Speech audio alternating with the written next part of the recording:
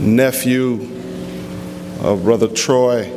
I want y'all to welcome Dajuan Correia. Strong young man, come on.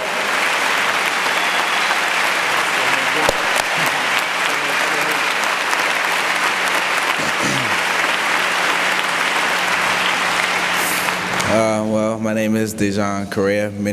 Some people know me Anthony, but I like to be better known as Dajuan. I am Troy Anthony Davis' nephew. Like Elder John said, I am looked at as a strong African-American male, a unique African-American male, but under Troy's, thank you. As I'm looked at through Troy's eyes as just another young man, just trying to live a good life and stay out of trouble. My mother, she used to always tell me when I was young that when I was first born, I was a premature baby, and I was 3 pounds, 8 ounces. And Troy was always be scared to hold me, and, he never really thought he might break me or something like that. But it's a picture, matter of fact, it's a picture in the books that he's holding me you can tell that he's very scared or something to hold me. But, it just ever... when I look back at, the times that we had with my Uncle Troy and the times that we had with my family, there was never a dull moment, never a sad moment. It was always happy. And, reporters and different people always ask, what is Troy's life like in prison? I was like, just 300-something miles away and behind brick walls, but it's just like he's home with us. And, there's nothing changed, nothing different.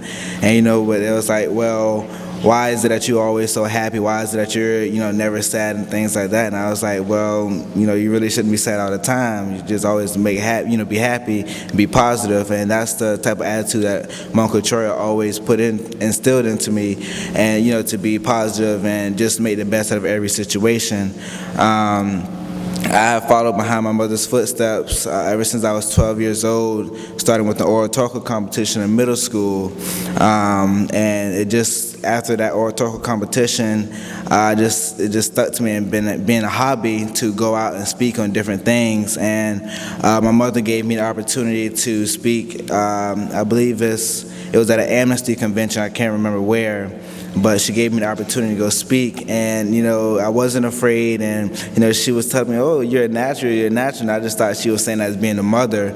But as time was going on, and, I've heard it from other people, and, just the great impact that I have had as a young African-American male to go out and around the world, to London, to California, New York, D.C., various other places around the world, and speak on behalf of my uncle. And when I come back and tell my uncle, about those things, he was like, well, and, I could have did that too, so nothing really big to him, but, he used to, tell me congratulations, and, I can't remember who was saying it, but many times when, Jay was saying it, many times when Troy would call, we would go over homework a lot of times, and he was very good at English, very good at math at times, and, he, like Jay said, he would know when my tests come up, he would write on his calendar, and I have his calendar at home, and Troy would know every friend he had. He knew their birthday, he knew their mother's birthday, their father's birthday, their anniversary,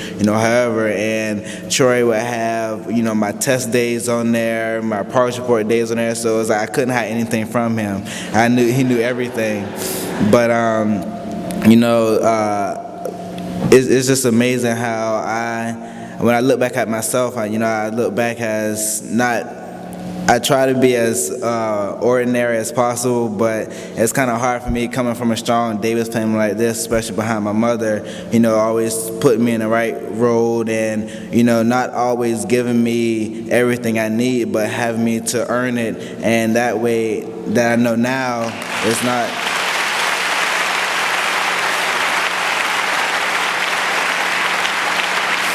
And, now I don't ask my mother for stuff. I go out there and I earn it.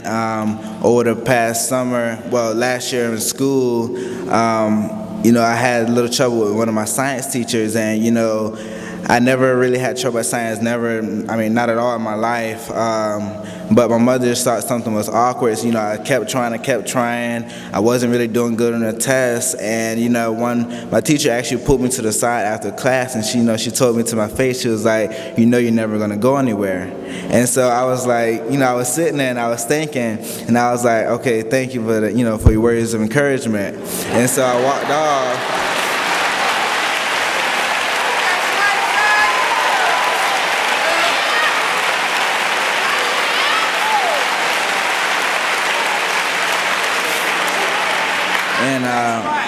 And I walked off and I went back to class, and I just still had a smile on my face. She couldn't break my spirit. Just couldn't break me down. And over the summer, my teacher had recommended me for this job, was dealing with for helping get into college and various things like that. And over the summer, I was waiting for a call, and actually I went to where did I go? I went to it was California. Los Angeles, California, and I hate the Lakers, but oh well. I went there, and I was just sitting there and minding my own business, doing what I had to do, and I had a phone call, and this lady named Kathy, she called me, and she was like, "You got the job," and I was like, "What job are you talking about?" I hadn't forgot about it, and now I'm an employee at Gulfstream Aerospace Company.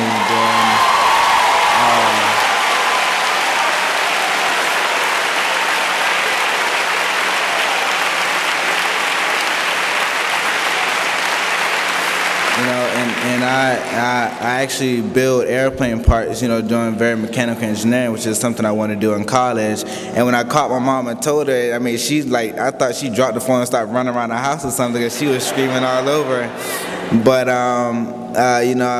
through my mother's mentoring, I called him Uncle Ben, but Benjamin Todd Jealous, Mr. Larry Cox, Dr. Warnock, Elder John, Mr. DuBose, various other people in my life who have always kept me on track and always, didn't give anything to me but made me work for it, which has got me to be the strong man that I am today. I thank them.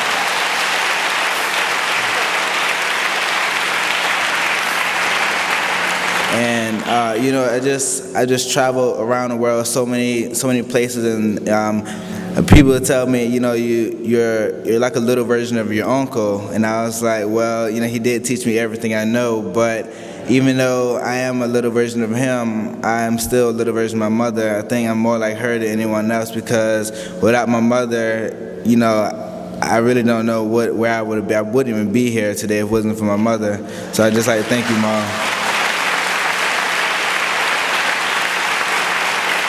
And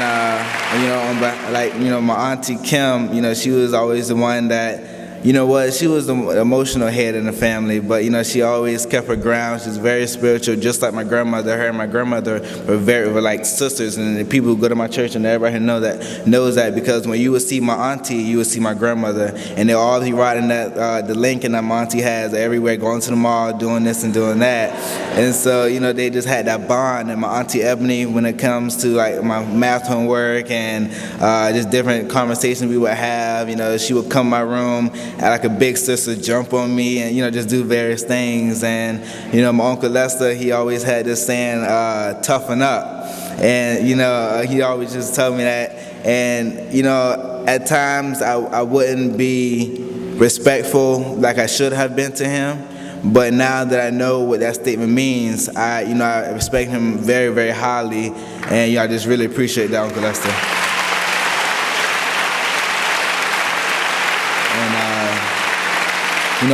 Just on behalf of the Davis family, and me and everybody else, I just like to thank you for coming, and thank you for celebrating the life of my Uncle Troy.